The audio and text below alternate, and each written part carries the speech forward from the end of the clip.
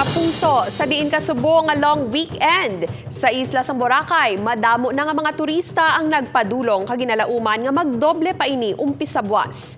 Sa latest nga update, makaupod naton si John Sala live sa isla sang Boracay. John?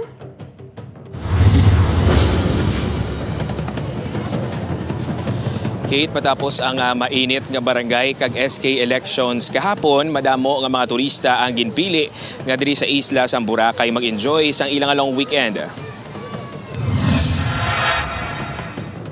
At bisar may pag-ulan sa isla sa Boracay, wala sini naapektuhan ang plano sa mga bakasyonista nga magpaliwaliwa sa world-class tourist destination. Matapos ang mainit nga eleksyon bisan hindi pa holiday subong adlaw, ang iban naka-leave na agud nga masulit ang long weekend. Kangay na lang sang taga-Antique nga si Ivy. Tradisyon na kuno sang iyang mga abyan kag pamilya nga magpiesta minatay sa Boracay. Unlike kasi sa city na maraming magagawa, dito sa Antique and other provinces, hindi masyado. Unlike Boracay na maraming activities, maraming places to eat, and maraming magagandang pwedeng gawin talaga. Ang taga Cebu naman nga si Angel bangod stress kuno sa trabaho. #deserve kuno sini nga magpa-Boracay.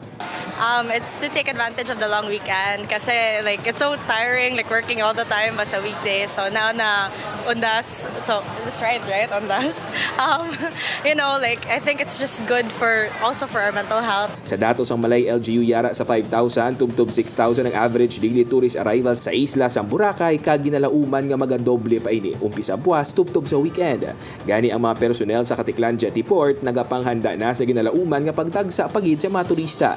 Yung November 1, so medyo hati pa po yung mga guest ngayon, but with the records nag-increase talaga compared yesterday po after the election. Abiso sang port management nga ihanda na ang mga requirements sa pagtabok pa lang sa isla sa Boracay agud hindi mahuol sa biyahe. If possible, i-ready na natin yung mga requirements. We have only 2 requirements, yung ID at saka hotel bookings lang po. Ginalauman man nga mangin masadyang nightlife sa isla sa Boracay sa pagdagsa sa mga tawo. Suno sa pila ka mga establishmento. Niyara sila sa mga Halloween party umpisa karon sa gabi. Samtang nagpasalig man ang Malay Police nga nakahanda ang kapulisan agud nga masiguro nga malinong kag matawhay ang bakasyon sa mga turista.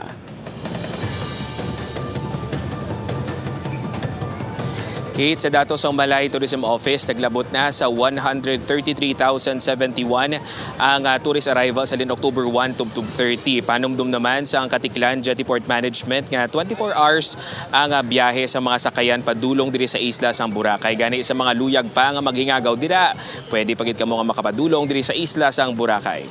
Kate? Madamo nga salamat, John Sala.